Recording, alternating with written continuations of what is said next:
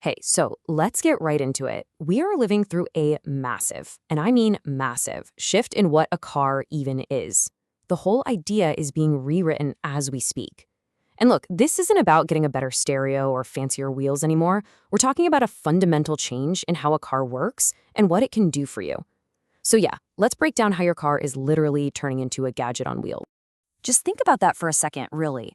What if the car you buy today could actually learn new things, get better at driving itself, and unlock new features a year from now, all while it's just sitting in your garage overnight? And that's the thing. This isn't some crazy idea from a sci-fi movie. This is the new reality.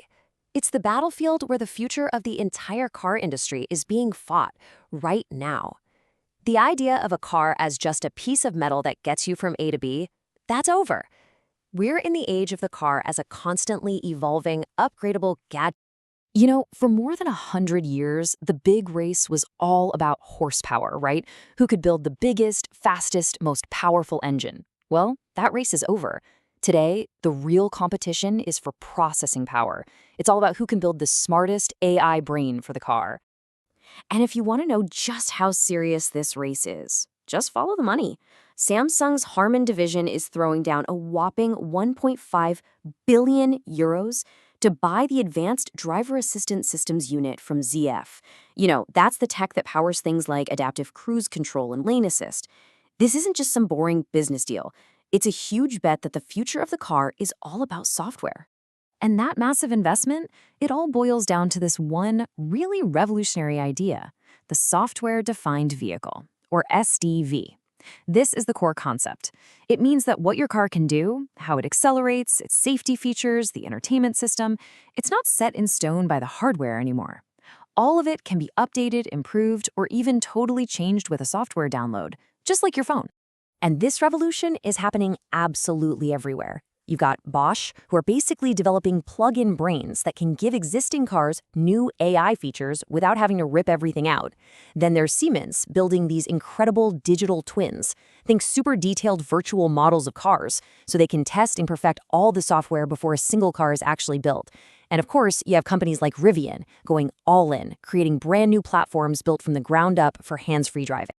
But what's so fascinating is that even the companies leading the charge don't agree on the best way to get there.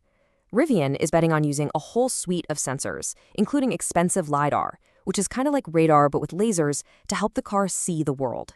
Tesla, on the other hand, is famous for its vision-only system, basically believing that with smart enough software, cameras are all you need. You've got two tech giants with two completely different philosophies on how to build the car of the future. Okay, so if the AI is the car's new brain, then what's its heart? What's powering this whole operation? Well, that brings us to the second huge battlefront, the new battery gold rush. Because all these rolling supercomputers are completely dependent on their power source. And we are seeing a massive push for the next generation of batteries, especially what's called solid-state tech. And it looks like there are two main strategies to bring it to market. First, you've got companies like QuantumScape who are locking in huge deals with major car makers to secure those key partnerships. Then you have others, like Factorial, using what's called a SPAC deal. It's just a faster way to go public, to raise the enormous amount of cash they need to start building these things at scale. Now, this all sounds incredible, right? Smarter cars, amazing new batteries on the way, but it does bring up a really important question about the cars that are on the road right now. With all this complex new tech, can we actually trust the numbers, like driving range, that companies are advertising? And this isn't just a theoretical problem, it's already happening. For example, regulators in Italy have started to crack down. They're forcing EV makers to be a lot more transparent and honest about what the real-world driving range is and how a battery's health changes over time. The big point here is, as cars get more complicated, we, the customers, are going to demand more transparency. So we've got new brains and we've got new hearts for these cars. But what if there's a brand new way to build the car itself? A completely different manufacturing model is starting to pop up, and people are calling it the iPhone approach.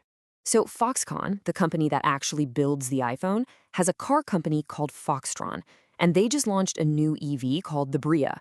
But here's the real game changer. They don't just want to sell you a Foxtron car, they want to build cars for other companies.